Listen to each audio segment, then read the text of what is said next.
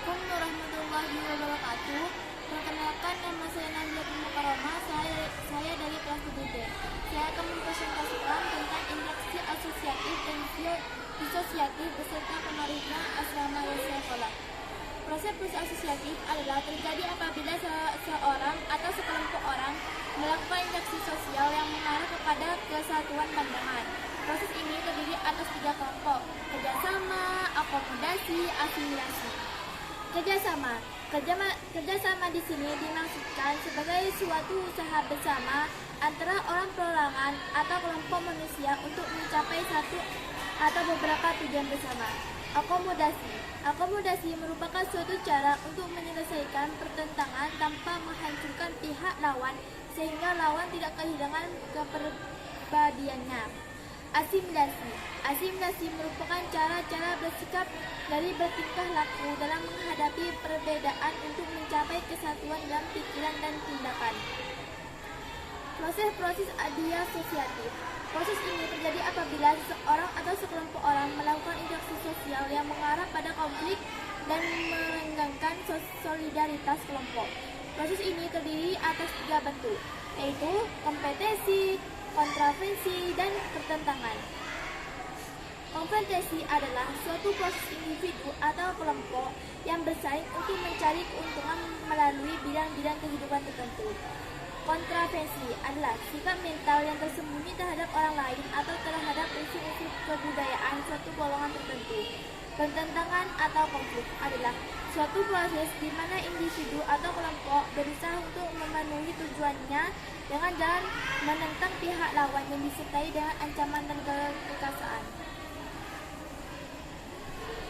Contoh proses asosiatif di asrama, yaitu apabila anak pulang, kemudian anak yang pulang itu lihat kamar, maka semua teman-teman bekerja bakti untuk membersihkan kamar. Dampaknya karena kalau tidak membersihkan maka akan dimarahi oleh ustadzah.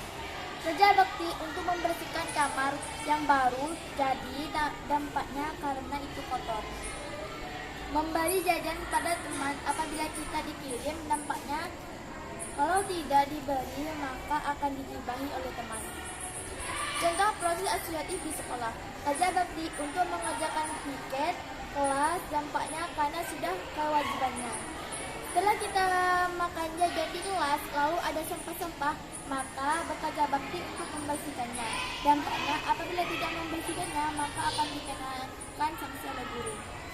Setiap hari Kamis bekerja bakti di lingkungan sekolah, dampaknya sudah jadi keterampilan. Contoh disosiatif di asrama. Bertengkar sesama teman karena piket. Dampaknya teman A tidak mau piket.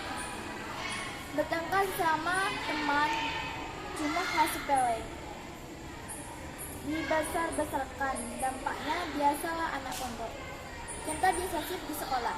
Bertengkar dengan teman karena A dan B keluar kelas tidak izin pada ketua atau wakil kelas. Dampaknya karena dia keluar tidak berpamitan, dia hanya nongkrong di luar. Bertengkar karena hal sepele dan dampaknya biasalah anak sensitif.